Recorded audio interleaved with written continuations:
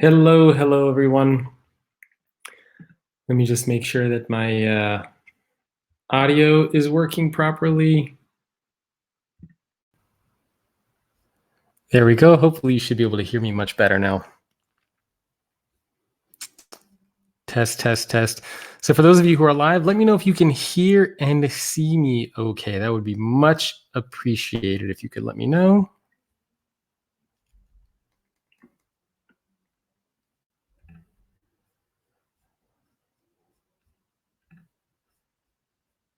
Okay, I see a couple people. All right, so I'm assuming everyone can see and hear me okay. I know it's a Saturday, so thank you everybody who is joining.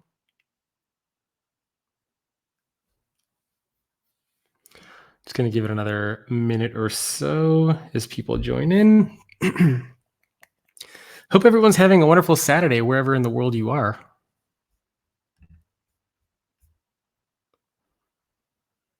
Okay. Hello.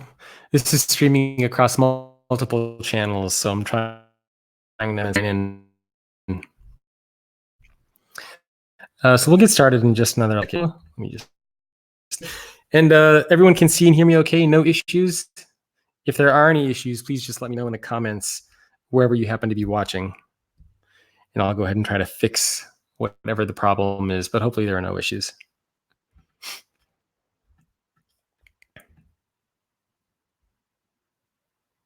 Okay, everything looks to be working.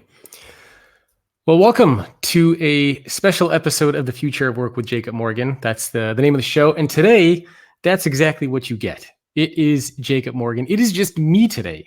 And it's a very special episode of the podcast.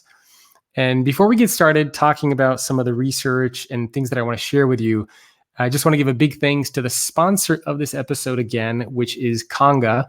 And so if you get a chance, show them some love. They recently released a new report on the state of digital document transformation, which you can find at conga.com. That's conga.com/future. And so today, what I wanted to talk about is what it's going to take to be a successful leader in 2030 and beyond.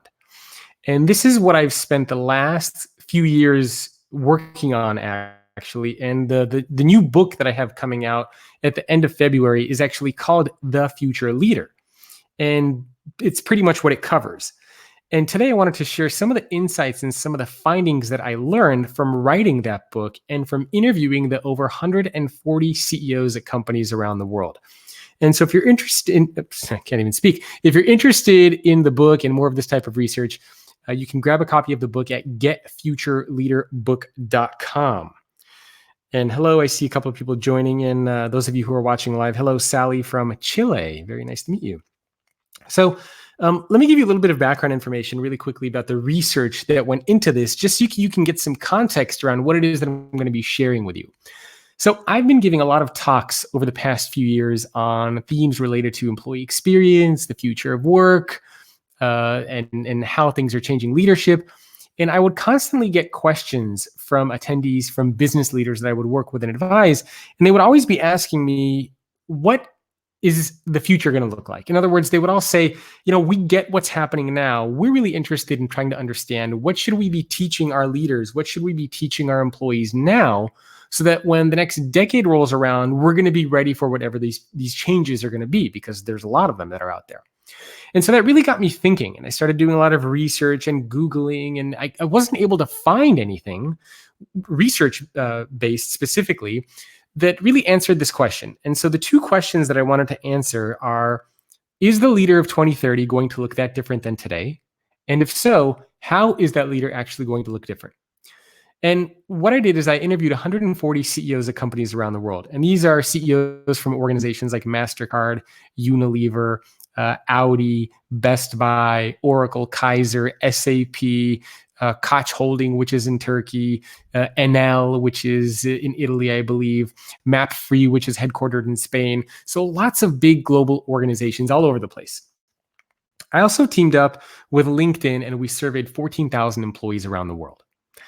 And this gave me a very good picture around what the future leader is going to look like. Now, in today's episode, I'm specifically going to share the most important mindsets and skills that you and your leaders are going to need to possess in order to lead successfully in the year 2030. Okay, so these are basically the 9 and the only 9 things that you and your team or your organization need to know to be successful leaders over the next decade. Just these 9 things, okay? And when I interviewed all these CEOs, I asked them a series of 12 questions. I asked them about challenges for the future leader, skills for the future leader, mindsets, how they spend their day. I asked them about their top leadership hacks. I mean, you named it. I grilled all of these CEOs for pretty much an hour straight. And what I'm going to share with you is what I learned from interviewing all of these CEOs. So again, those are the 2 questions that I wanted to start out high level with. And the general consensus from all of these 140 CEOs I interviewed, well, first, you can think about this before I kind of go on. What do you think? Will the leader of 2030 be that different than the leader of today? And if so, how will that leader be different? And the general consensus from these 140 CEOs is that while there are going to be some attributes that remain the same, things like being able to create a vision, execute on strategy, those things are going to stay relevant. But what these CEOs also told me is that in the future, business leaders are going to need to arm themselves with a new set of skills and mindsets. Why do they need a new set of skills and mindsets? It's because our organizations are going to look fundamentally different over the next 10 years than they do now, because of technology and artificial intelligence, because of things like purpose and meaning that employees care about, globalization, the changing nature of talent. I mean, our organizations are going to fundamentally look different in 10 years than they do today. And because our organizations are going to look different, it makes sense that we are going to need a new type of leader to guide and lead these organizations over the next 10 years and beyond. Now, the specific, so what I created after interviewing all these CEOs is something that I call the Notable 9. And I haven't actually shared this publicly yet. So those of you who are watching live, those of you who are listening to this in podcast form are going to be the first ones who are going to be hearing this. The Notable 9 is a collection of 4 mindsets and 5 skills. And so this is it. These are the only things that you as a future leader need to know. And I know there are lots of studies out there. There are lots of surveys that are out there. Forget all of that. I went directly to the source, directly to the best business leaders, the top business leaders who are responsible for billions and trillions of dollars collectively around the world, responsible for the lives of over 8 million people around the world, to get their insights around what it's going to take to be a successful leader in 2030 and beyond. So that's what I want to spend the rest of our time here today talking about, is specifically what these mindsets are and specifically what these skills are. So let's start off with the 4 mindsets. Okay, now mindsets are specifically how you as a future leader need to think. And you're going to find that as I'm going through these mindsets and skills, it's not as if you have never heard of these things before. These are going to be things that you have likely heard of before. So what makes this unique is that it's this specific collection of these mindsets and skills, right? So it's this specific collection of these things that's unique. And it's not that these things are not important today, they are. But these CEOs that I interviewed collectively believe that over the next decade, these are going to be table stakes. In other words, you will not be able to lead successfully unless you possess these 9 things. And you'll find that today, a lot of leaders don't have these 9 things, but they are in leadership positions. Because today, it is nice to have these things, but it's not required. There are lots of leaders who got to their positions today simply because they make the most amount of money, or because they've climbed the corporate ladder, or because they're good at office politics and bureaucracy, not because they necessarily have the right mindsets and skills to lead effectively. That is going to change over the next 10 years. So let's jump right into these specific mindsets and skills that you as a future leader are going to need to have. The first mindset that these CEOs collectively identified as being most crucial is the mindset of the explorer. Now, in the book, I have a story for each one of these mindsets and skills that illustrates how these things come to life. I'm not going to go through all these stories here. I'm just going to give you the high level of what these mindsets are and maybe some tips on how to practice these things. So, the mindset of the explorer encapsulates several different things. So, if you have the mindset of the explorer, it means that you practice curiosity. It means that you are a perpetual or lifelong learner, that you have agility and nimbleness in your way of thinking, that you have a growth mindset, and that you are open-minded. So let's talk a little bit about these things briefly before I jump over to the next one. So the first one is curiosity. Curiosity is it's essentially this idea that you are willing to challenge convention. You are willing to go to the unknown. You are willing to explore and test things out, not simply rely on the status quo, not simply rely on the way things have been done over the past 10, 20, 30, 50, 100 years. So curiosity is important because in this rapidly changing world that we're all a part of, it's going to be the curious leaders who are going to be able to come up with these unique solutions to problems and to curate and find new opportunities. So you have to have that curiosity mindset, that curiosity way of thinking, and be okay with challenging the status quo and going against convention. The next part of this is perpetual or lifelong learning. This is something that I and many people have talked about for several years, actually. Perpetual or lifelong learning. This means that you understand that you cannot simply rely on educational institutions or on organizations to teach you everything you need to know to be successful. Now, this mentality worked for a long time, right? You were able to go to school, you graduated from college, and pretty much everything that you learned in college stayed with you for many, many years. And that was okay. And if you needed to learn something new, you could take training programs or classes maybe through your organization.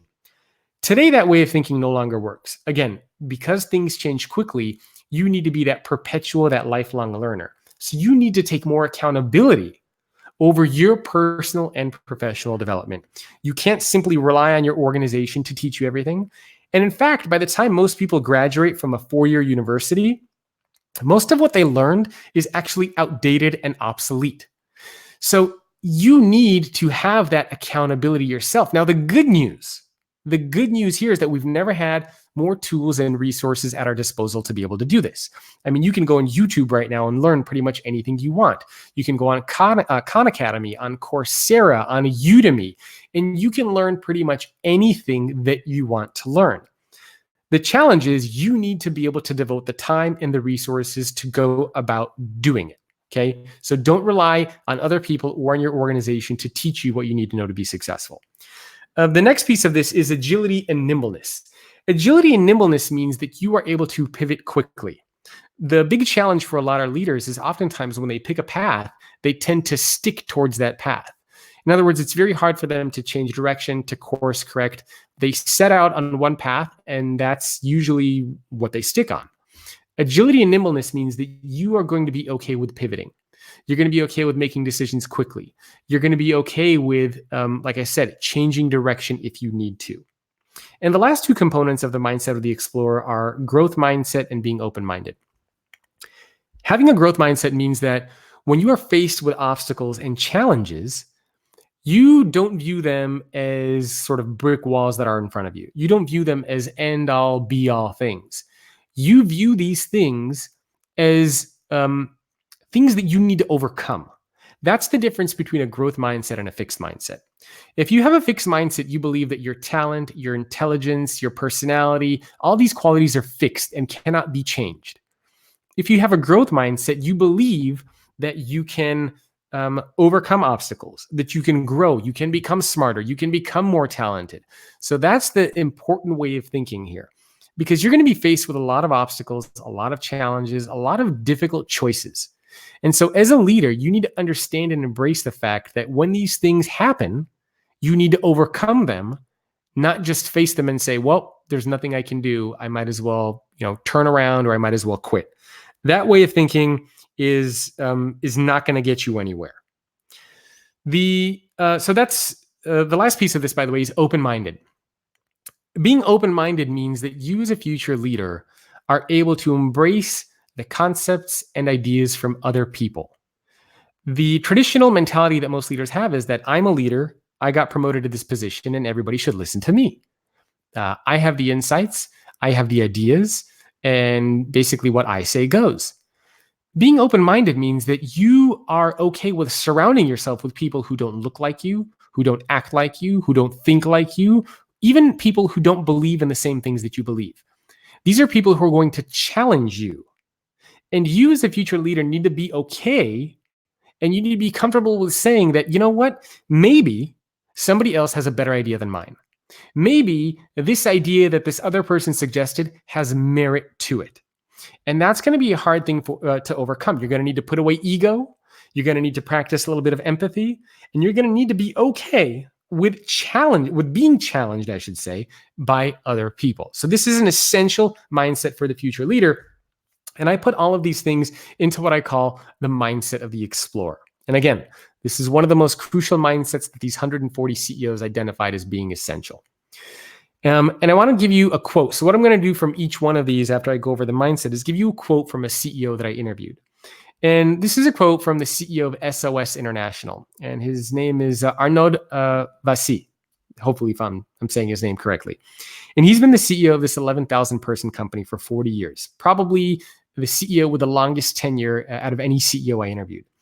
And here's what he told me when we talked about the mindset of the explorer. He said, because of the fact that I have been in leadership for so long, I need to maintain an edge on curiosity and not be so blasé. Because at some point you say, I've seen it all.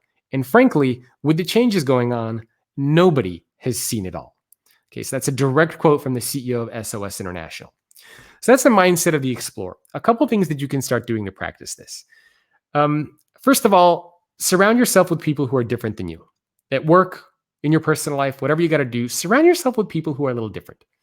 Okay? I mean, look around your organization, look around your team. Is everybody an older white guy wearing a suit? If so, red flag. Second, make some time every day to practice a little bit of curiosity. Maybe you listen to a podcast. Maybe you watch a TED Talk.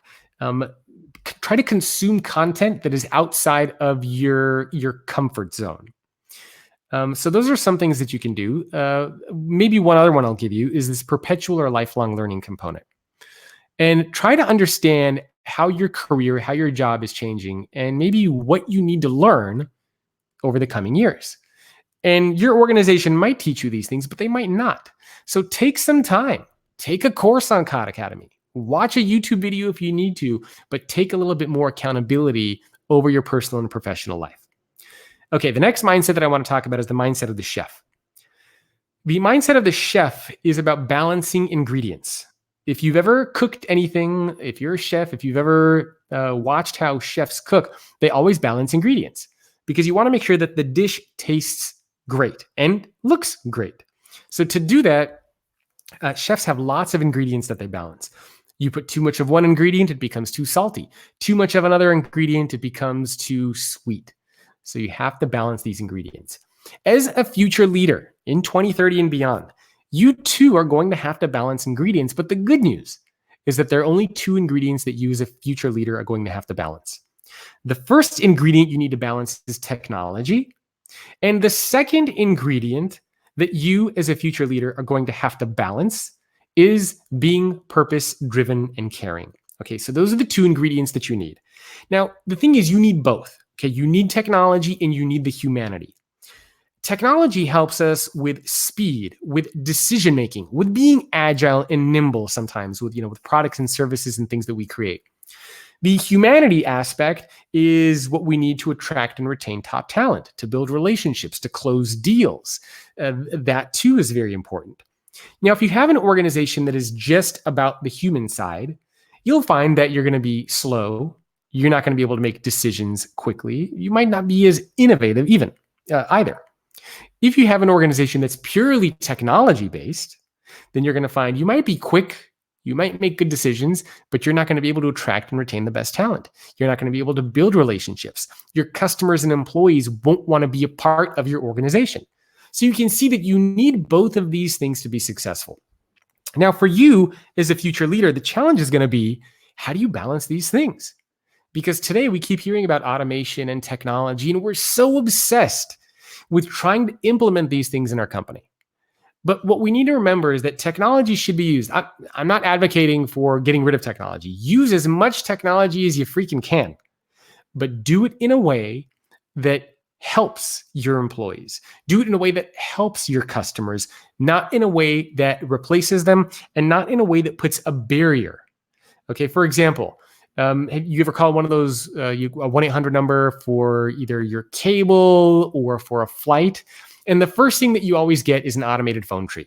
Okay, if you're anything like me, the first thing that I do is I mash the buttons relentlessly on the phone until the bot gets confused and says, "Let me transfer you to a customer service agent who can help you." And in my mind, I'm thinking, just give me the customer service agent to begin with.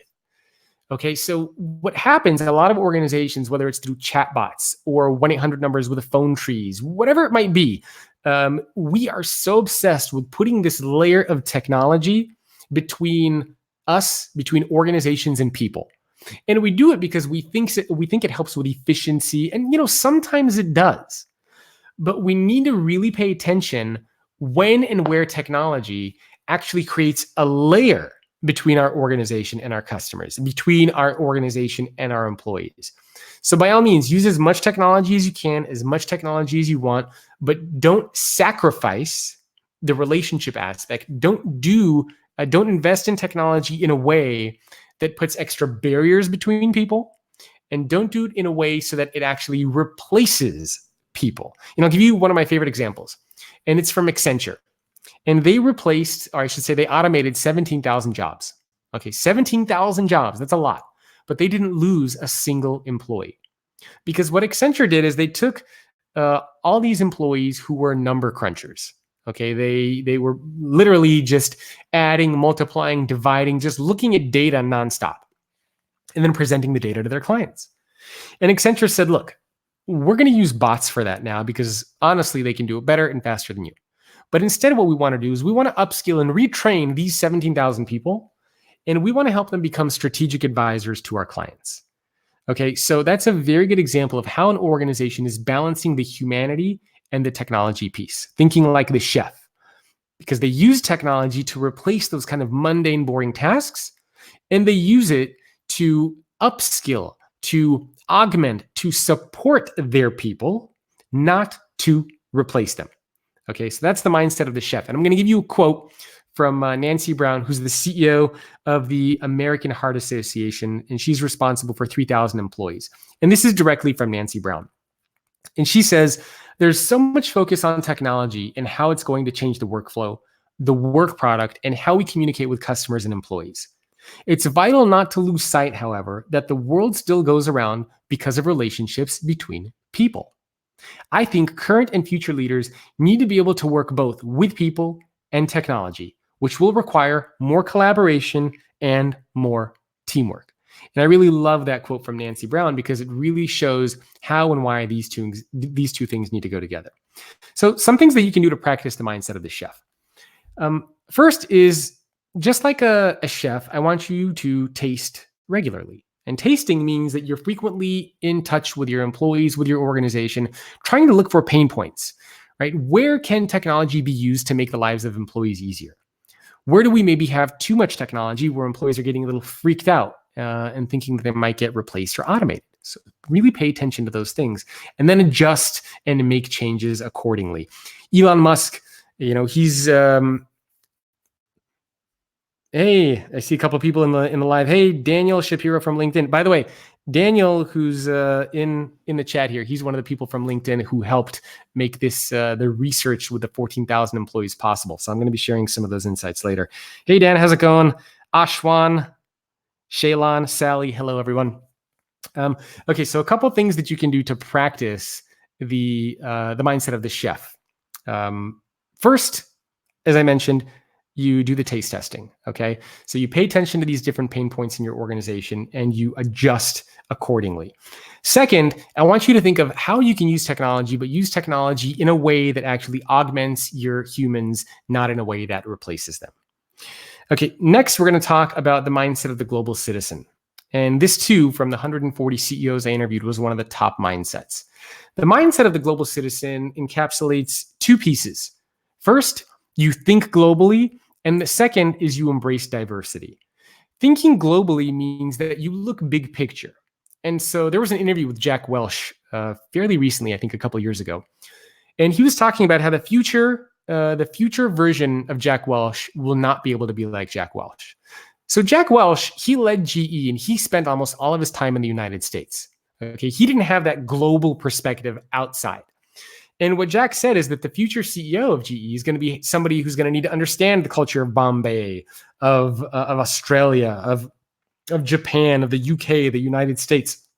Somebody who has that global perspective. And so for me, I play a lot of chess. Those of you who've seen any of these videos or tuned into the podcast, you'll know that I spend a lot of time talking about chess.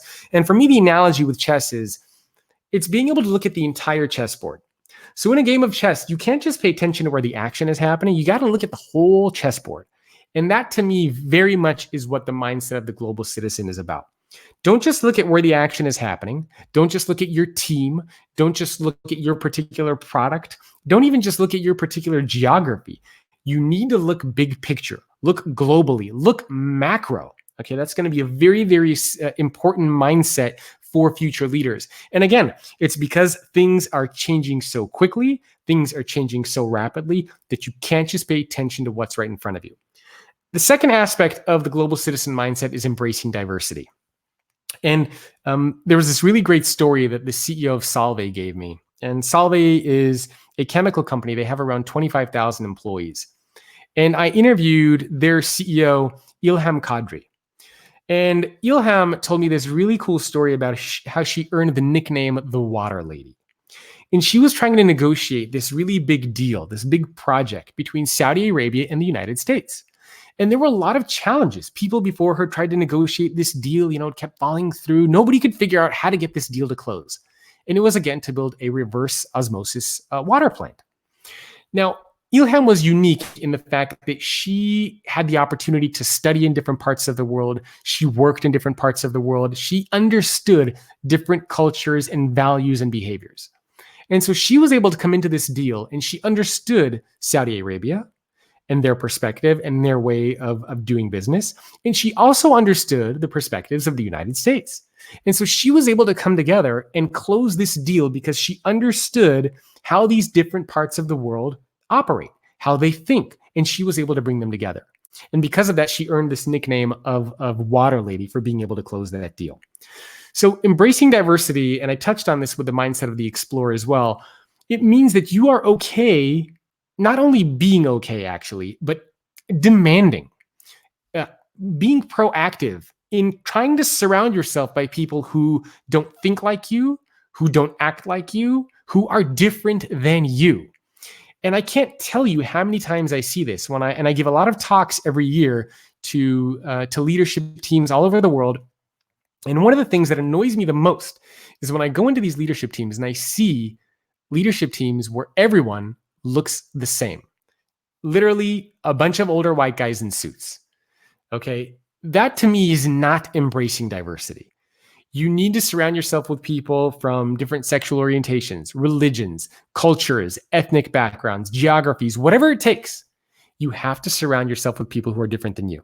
Now, when I talk about embracing diversity, I also don't mean, and having a global citizen mindset, I don't mean that you necessarily have to travel and live everywhere in the world. That's not what I'm saying. You don't need to live out of a suitcase and go to 200 different, countries. And that's not what we're talking about here. That certainly does help. But the more important thing of having the global citizen mindset is surrounding yourself with people who are not like you. And by the way, this doesn't mean that you just go to like different ethnic restaurants and say, hey, I had Chinese food, I had Japanese food, I had German food. Look, I have, I embrace diversity. Come on, that doesn't count here. I'm talking about being a part of teams and leading teams who are different than you. And here's a simple test that I want you to think, that I want you to apply to yourself. Let's say that wherever you are in the world, I took you out of your current environment and I put you in another environment. Okay, so let's say you are in Africa. Let's say you are in the United States. Let's say I took you out of the United States and I dropped you off somewhere in China. Or let's say you're in the UK and I took you out of the UK and I dropped you off somewhere in Brazil or South America or Latin America. Would you be able to lead just as effectively? Okay, that's a very interesting thing to think about. Would you be able to lead just as effectively in another part of the world or on another team?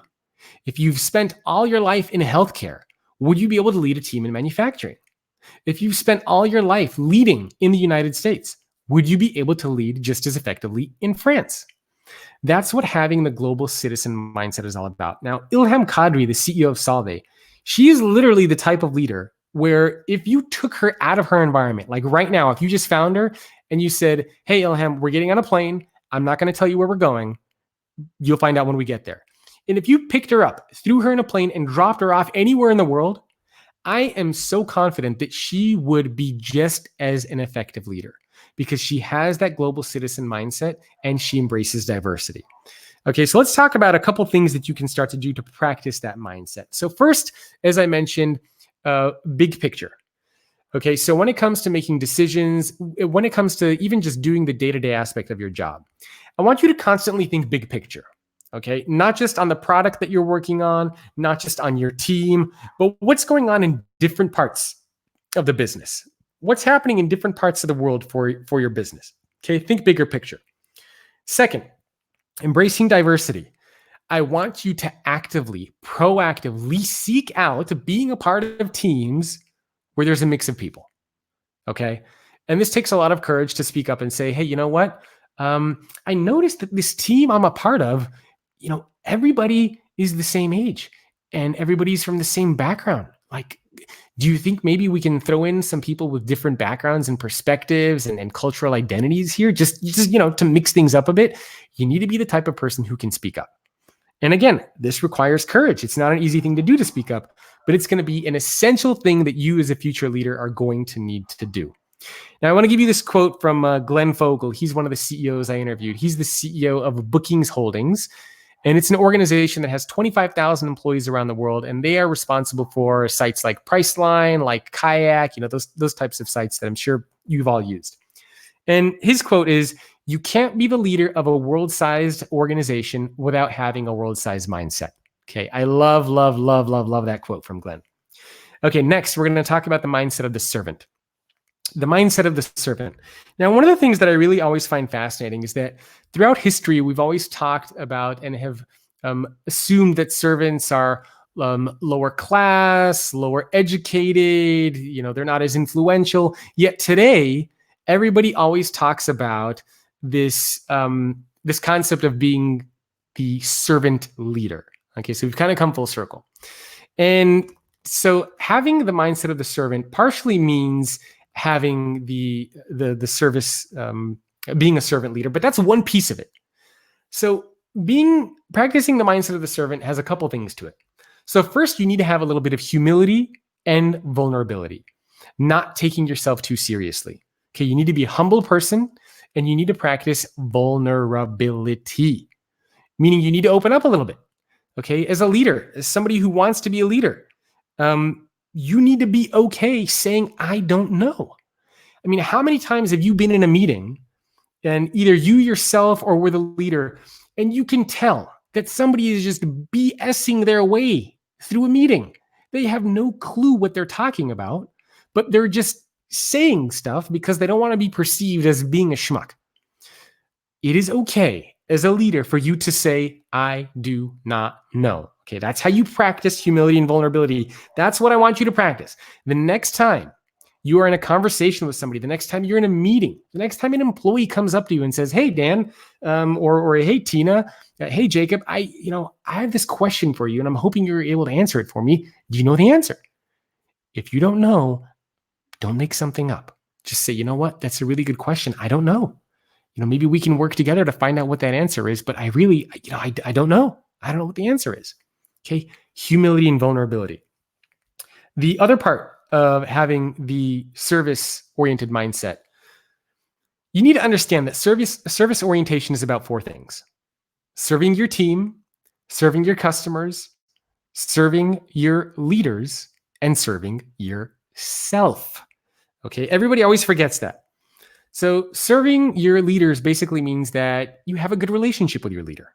If you have a leader, if you have a piece of information that you know they need to know of before they go into a meeting, tell them about it. If you see a problem with something, don't just go to your leader and say, hey, there's a problem. Try to come up with a solution and present it to them. Okay. Try to serve your leader whenever you can. Next is serving your customers. And my wife, Blake Morgan, wrote a whole 220-page book about this called The Future Customer. And I talk about her a little bit in my new book as well. But it's basically putting yourself in the shoes of the customer. What can you do to make the customer's lives easier and better? Next is we talk about serving your team. And one of my favorite stories around serving your team comes from David Novak. He's the former CEO of Yum Brands. And when he was the CEO, the company had 1.5 million people, employees and franchisees, making it one of the world's largest employers. And he told me this really interesting story. So when I interviewed David, I said, David, you have this really amazing career and you've become a very powerful and an important leader. What moment during your life most shaped your career, your leadership journey, who you are as a leader? And he told me this really amazing story. And every time I share it, there are two stories where usually I get goosebumps when I share it. This is one of them.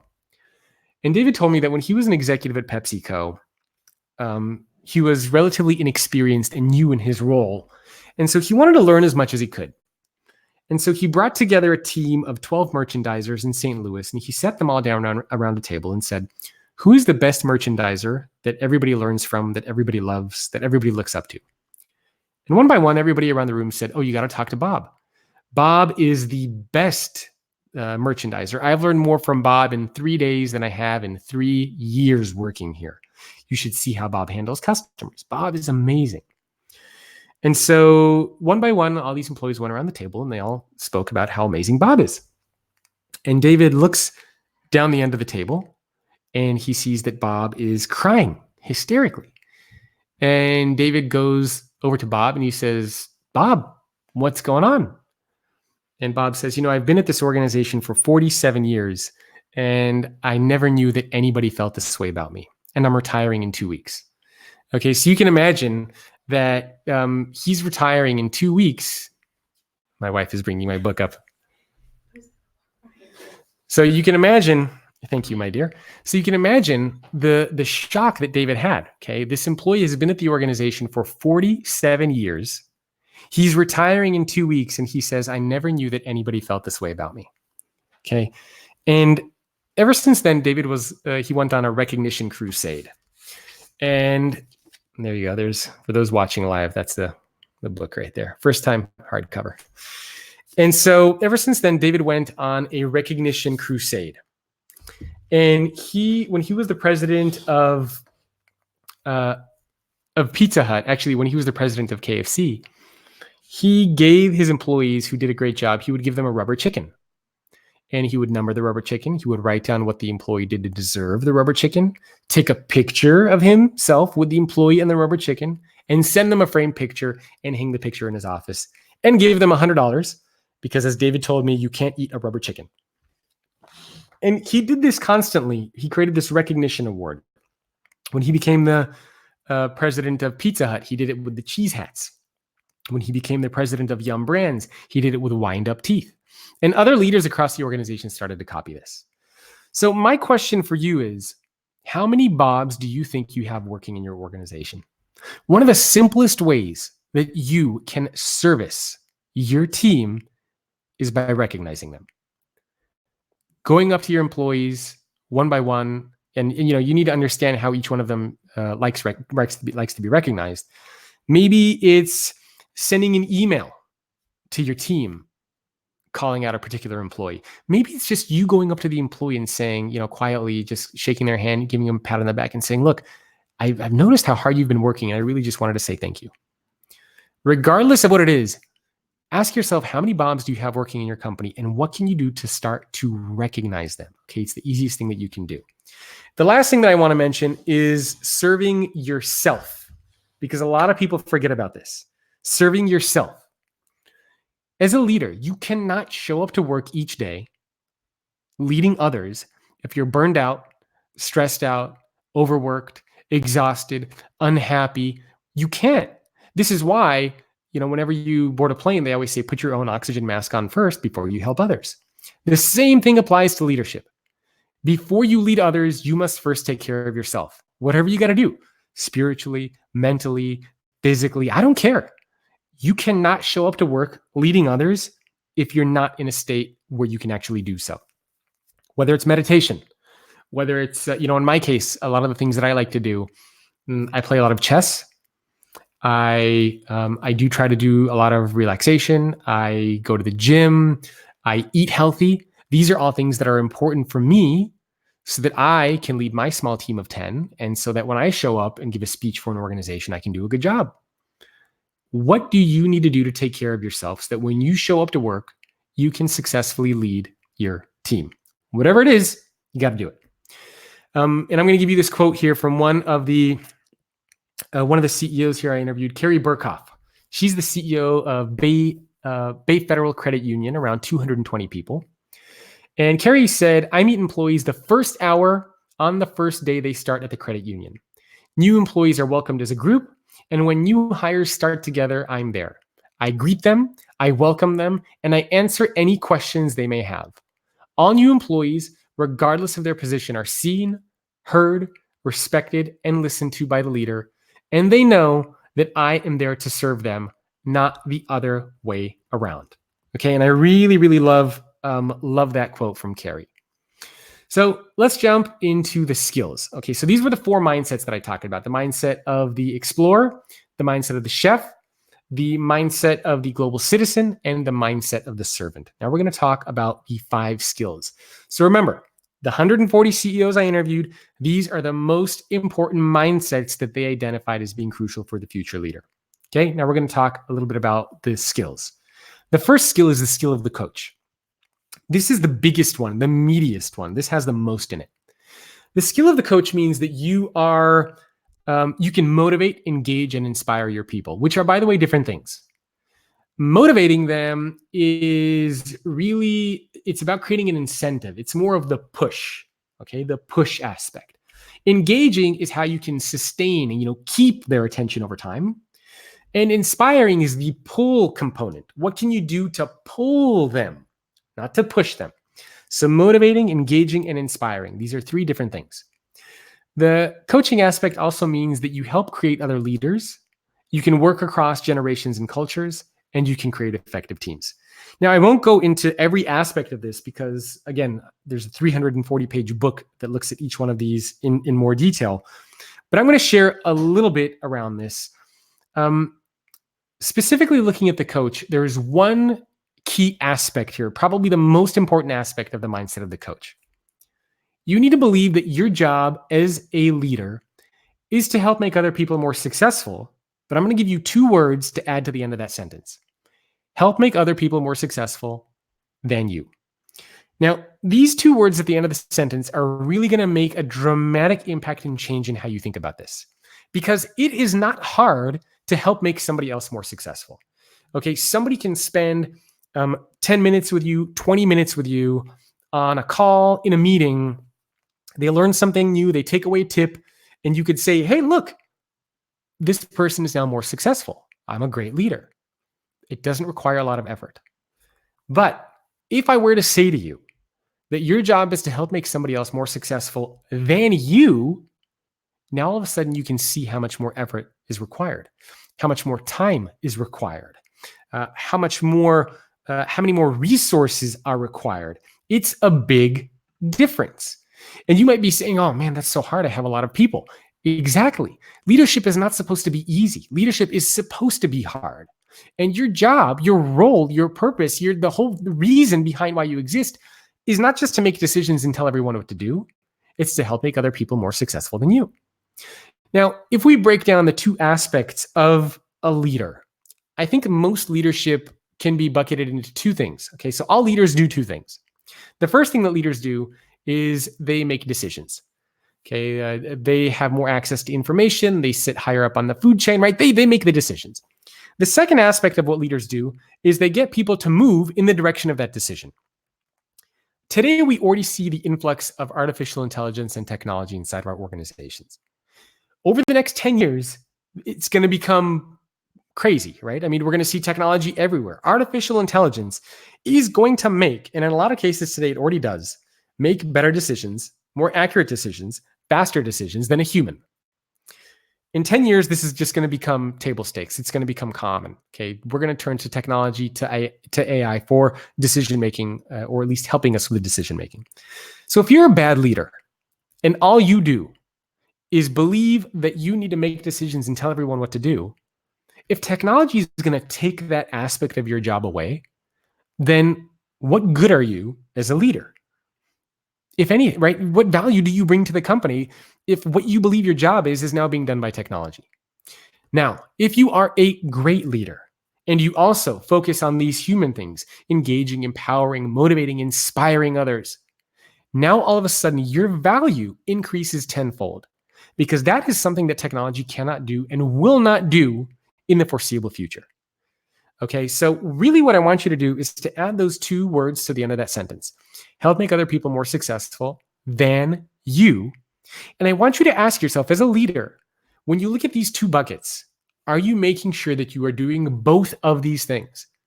Okay, the decision making, but also perhaps more importantly, is the human aspect of this.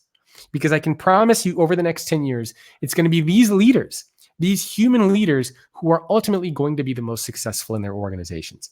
Now, I want to read you a quote from the CEO of Sprint, Michel Combs. He's one of the 140 CEOs I interviewed. And he said, I see my role as a coach. On one side, I need to produce a vision.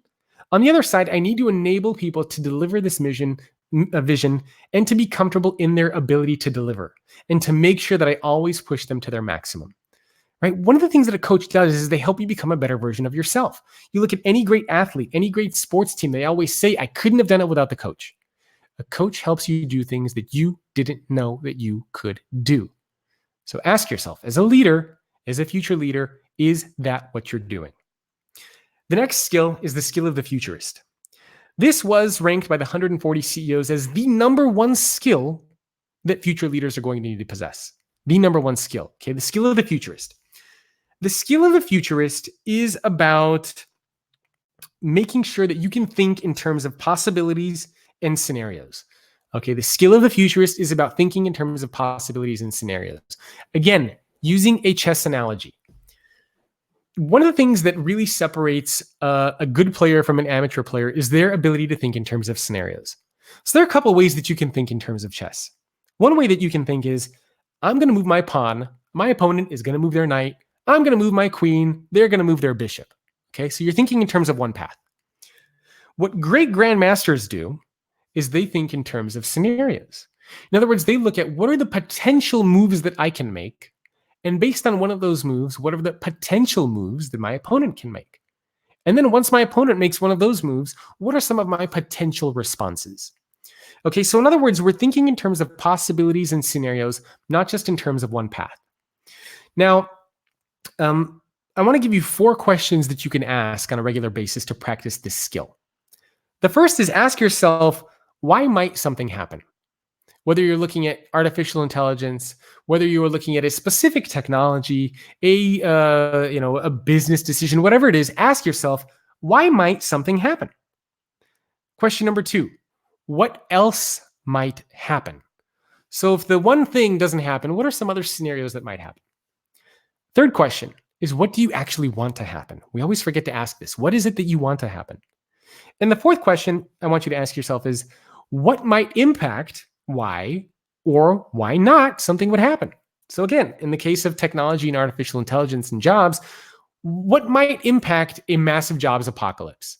Okay, in other words, if you were to engineer a massive jobs apocalypse where technology and AI takes away billions of jobs around the world, what would be the requirements of making that happen?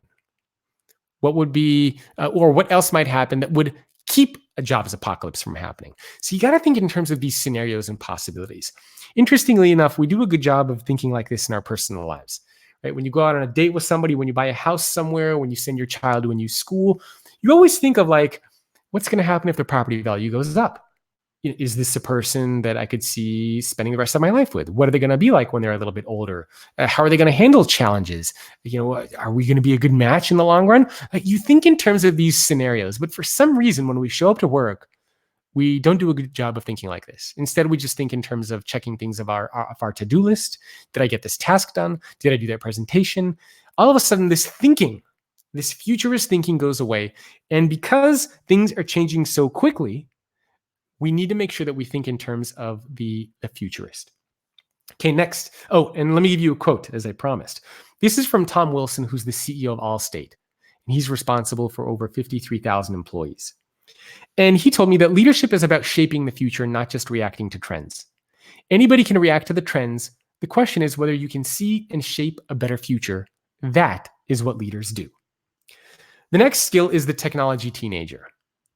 And I'm actually going to start this one off with a quote. And this is from Michael Tipsword, who's the CEO of State Farm. He's responsible for 90,000 people.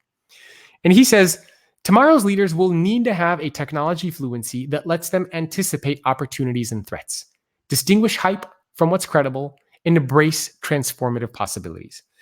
The technology teenager means that you're tech savvy and digitally fluent. I don't want you or expect you to be a coder or a developer as a leader, but you do need to understand what are the technologies out there, how might these technologies impact your business or your job or your career, and what should you do as a result? Okay, so high level, just understand what's going on in the technology landscape, how these things are going to impact your business. Okay, where I'm not asking for anything super crazy here. High level, basic, easy stuff. Every company is a technology company now, which means every leader needs to be a technology-driven leader. Don't just say, oh, this is an IT thing.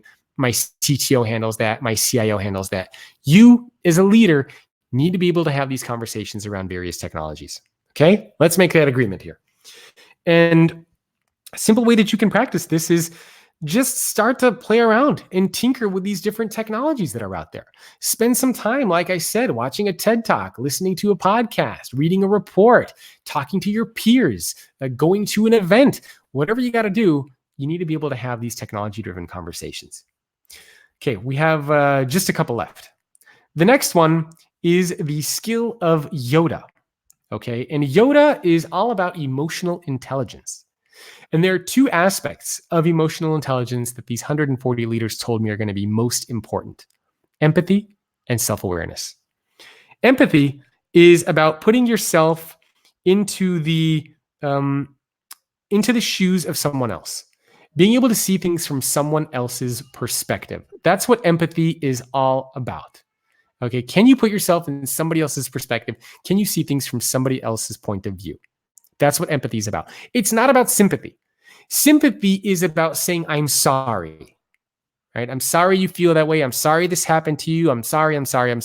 We get told I'm sorry all the time by everybody. Don't say I'm sorry. Empathy is about, I understand where you're coming from. I understand how you feel. I've been in a similar situation. Here's what I did. I get it. Okay, so it's really trying to be able to create that emotional connection.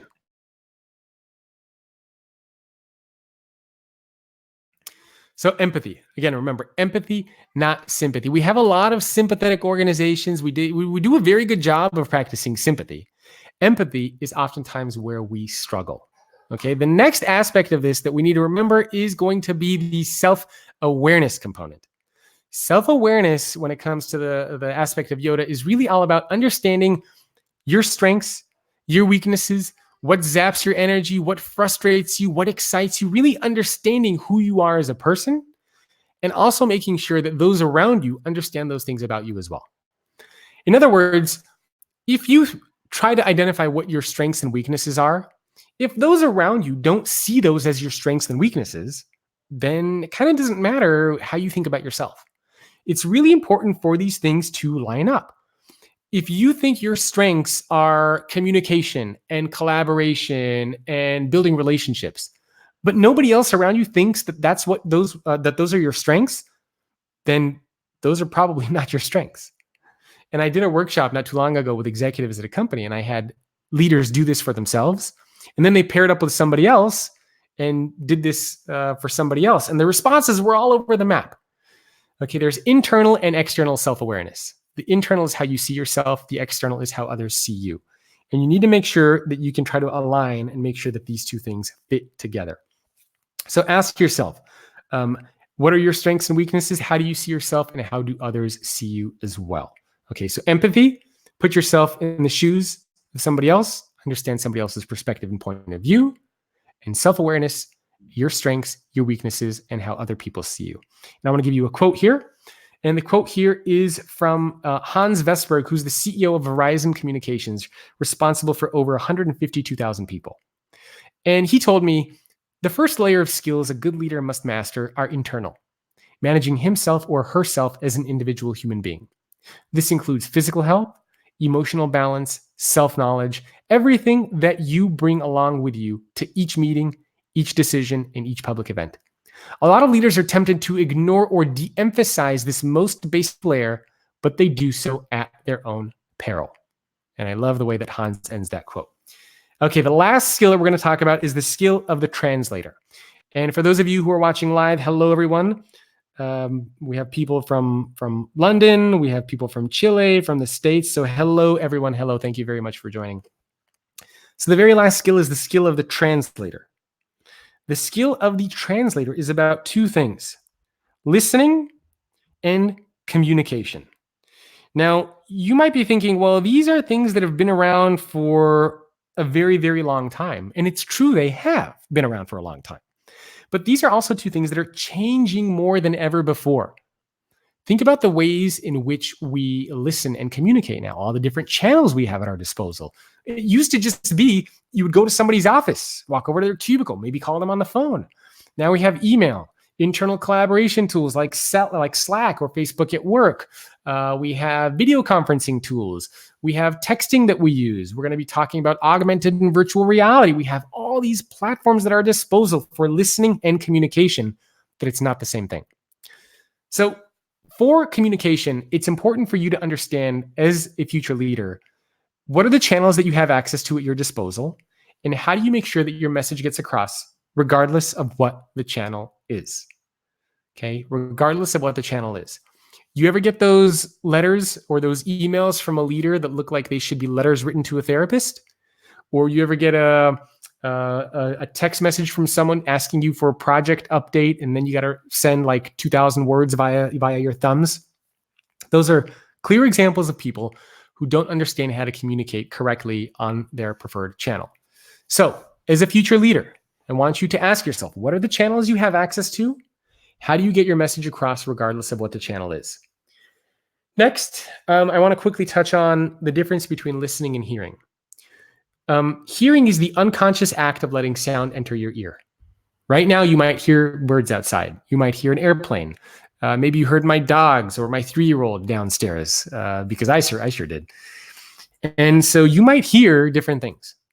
Listening is the purposeful, conscientious act of giving time and attention to someone. It means understanding your body language. It means putting away devices. It means looking somebody in the eye. As a leader, can you imagine the impact that you will have if an employee comes to you and they want to talk to you about something serious, and they can tell that you are hearing them, but mentally you're checked out. Mentally you're somebody else. You're somewhere else. Think about the impact that's going to have on their morale, on their self-esteem. It's going to be killer. It's going to crush them. So as a future leader, you need to make sure that you can practice this listening component. And again, in the book, I talk about a bunch of different things that you can do. But for now, high level, just for this, I really want you to focus on the conscientious effort of listening versus hearing. Okay, body language, asking follow-up questions to make the conversation feel collaborative, paying attention to your body language, making sure that there are no distractions, giving somebody your time and attention.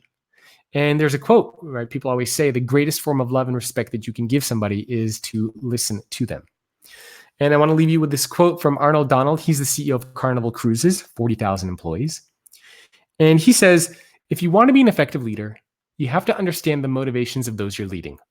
You really need to be able to listen. And if you can listen well, the world will reveal itself to you. But you must be able to listen. So these are the notable 9. These are the 4 mindsets and the 5 skills that you as a future leader need to master. These are the only things, okay? Forget everything else that's out there. These are the only things I want you to focus on. And again, this came from over 140 CEOs at companies around the world. Whatever anything else says, scrap it, because this is what the world's top business leaders are saying is going to be crucial for the future leader. 4 mindsets, 5 skills. Now, I mentioned that I teamed up with LinkedIn and we surveyed 14,000 employees around the world. So I want to share just a little bit of some of that research before we wrap up. So when surveying 14,000 employees, we broke it up by seniority level and we asked individual contributors, managers, and senior executives, how well are you, your managers, and senior executives practicing these mindsets and skills today? So when I asked individual contributors, how well are your managers practicing these skills today? 39% said that their managers are practicing these skills very well or reasonably well, 39%. But when I asked managers, how well do you think you're practicing these skills? 69% of them said that they were practicing them reasonably well or very well. So there is a 30% gap between how well managers think they're practicing these skills versus how well people who work for these managers think they're practicing these skills. The gap is even bigger between senior executives. I asked individual contributors, how well are your senior executives practicing these skills? 38% of them said reasonably well or very well. 73% of senior executives put themselves into the reasonably well or very well category, a 35% gap. This gap was also similar between managers and senior executives. Okay, so between mid and senior level leaders, the gap was 34%. The scary thing is that the more senior you become, the more disconnected you become from your company.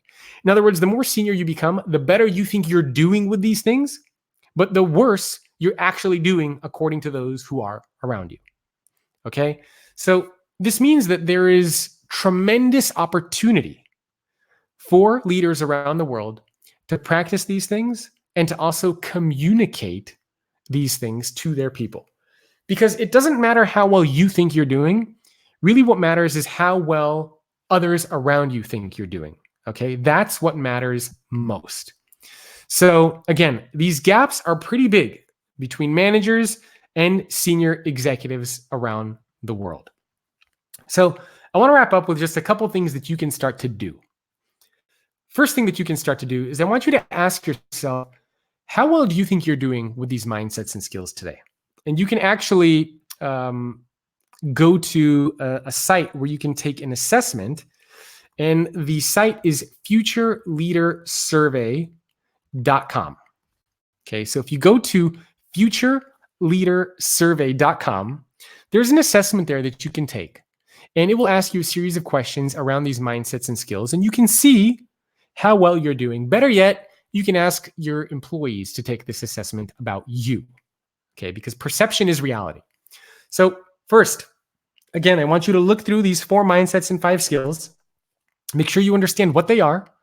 And again, I'll be sharing more insights about this in the coming weeks or months, but you can always grab the book if you want to learn more. So ask yourself, how well are you practicing these mindsets and skills? And how well are those around you? How well do they think you're practicing these mindsets and skills? Second thing I want you to do is I want you to have conversations about these mindsets and skills with your teams, with your coworkers, with your peers. Talk about what these are, what these mean, and how you and how they can practice these things. Because as you can see, those of you who are watching live, the cover of this book is a lighthouse. The reason why I chose the lighthouse as a cover is because a lighthouse is supposed to guide mariners and explorers to success, or to safety, I should say, helping them find their way back home, but doing so in a safe way. You as a leader, as a future leader, are a lighthouse. You not only need to build yourself up to become the lighthouse, but you need to guide other people to success in a safe way. There's no point, a lighthouse is useless if it's not guiding anybody else. Okay, if it's shining its light onto nothing, a lighthouse is useless. So one of the most important things for you as a future leader, be the lighthouse, but you also have to shine this light onto others, onto those around you. Last thing, ask yourself what you can do to improve 1% a day. Okay, I'm going to repeat that. Ask yourself what you can do to improve 1% a day. I'm not asking for a lot. I'm not asking for anything crazy, but if you can improve 1% a day, by the end of the year, you will be 37 times better. If you can improve 1% a day, by the end of the year, you will be 37 times better. So, what does 1% a day mean? 1% a day means that the next time you need to make an important business decision, you think of a couple scenarios or possibilities in your mind. It means that the next time you have a coworker or a peer or somebody who's upset about something, before you respond, you take a couple seconds and you put yourself in their shoes to practice empathy. 1% a day means that you spend a little bit of time just learning about some new technologies that are out there. 1% a day means that you go up to one of your employees and say, I just want to say thank you for your hard work. I appreciate what you are doing. Okay, that's what 1% a day means. Simple things. And there's a great quote that I love from Ben Franklin, and he says, small strokes fell great oaks, meaning that little things that you do over a longer period will have a dramatic impact. So small strokes fell great oaks. So ask yourself what you can do 1% a day, and then by the end of the year, you will be 37 times better. And I want to leave you with one quote. But before I wrap up with that quote, I just want to remind you that these are the 4 skills and the 5 mindsets that you, as a future leader, need to master. These are the 4 mindsets and 5 skills I want you to teach your team, to everybody in your organization. That's it. 4 mindsets, 5 skills. If you can do this and teach others these things, I'm very confident that you will become a future-ready leader and you will be successful. And by the way, success doesn't just mean making money. It means having a positive impact on society, on the world, on communities in which you serve. 4 mindsets, 5 skills. So to wrap up, I want to leave you with one of my favorite quotes. I mentioned that there are 2 quotes and 2 stories where I typically get goosebumps when I share them. This is the second one. And this one is from Sheryl Palmer. And Sheryl is really an amazing, amazing CEO. She's the CEO of a company called Taylor Morrison. They're a home building company, and they have, I think, around 2,500 employees. And I asked her the same question that I asked David. I said, what was the most impactful moment during your career that shaped who you are as a leader? And she told me this really moving story about how a couple of years ago, she had to write 2 letters to her family and to her organization. And the 2 letters she wrote, the first letter was, I'll see you in 6 weeks. And the second letter she wrote was basically, carry on the legacy that we started. So it turned out that Sheryl had a brain tumor and she had to go into surgery and she wasn't sure if she was going to make it back. And the first letter is what she wanted her team to receive if the surgery went well. Okay, I'll see you in 6 weeks. It's basically, surgery went well, I'll be back in the office in 6 weeks. The second letter, the keep our legacy going, was the letter she wanted her team to receive if the surgery didn't go well. Okay, and I think we all know what that means, didn't go well. And so those are the 2 letters that she wrote to her team. Now, thankfully, everything went well. But I wanted to read this quote from Sheryl because to me, when I think of all the CEOs I interviewed and all the quotes I got, this is probably one of my favorite quotes, if not my favorite quote from the book. Now, it's a little bit long, so bear with me. So in Sheryl's own words, although I've always believed I lived life to the fullest and looked for the good in each person and situation, going through this made me realize how precious each life encounter really is. It made me a better leader because I was able to appreciate how important every interaction is and not to take anything or anyone for granted. Many leaders go through their days fighting fires and not appreciating the golden rule of business. People work for people, not companies. A leader's responsibility is to set the vision and not allow the business to just happen, but rather make relationships and interactions intentional, meaningful, and purposeful. Some may consider it really hard work, but being a leader is a choice. And if you decide that this is who you really are, then there is no middle ground. It's all consuming, no 2 parallel paths. Being a leader can't just be when you show up to the office. It's a natural passion and an eerie intersection in all parts of our lives. But when you do it, it's the most rewarding life journey in the world. So I really, really love that quote from Sheryl. And it really speaks to this idea of being intentional and purposeful with how you lead. So I'm going to wrap there. And really, my challenge for you is, are you willing to step up to become the future leader that we all need, the future leader that we all deserve? I'd love to hear your thoughts, comments, feedback. Do you like these types of episodes where it's just me and I'm sort of sharing ideas and insights and research? If so, I will do more of these in the future. So please, please, please let me know what you think. And also share your leadership journey with me. Do these mindsets and skills resonate with you? Are you practicing them? Are your leaders practicing them or not practicing them? I love, love, love getting any stories or examples. You can email me, jacob@thefutureorganization.com. And I really, really do hope that you grab a copy of the book. It's coming out very soon. You can do so at getfutureleaderbook.com. And last but not least, of course, I have to thank our wonderful sponsors for this episode again, Conga, Conga. Show them a little bit of love. Check out their recent report on the state of digital document transformation. And you can do that at conga.com/future. And I will see all of you next week. I hope you have a wonderful day or morning or afternoon, wherever you are in the world, and become that future leader, become that lighthouse that we all so desperately need and deserve. I'll see you next week.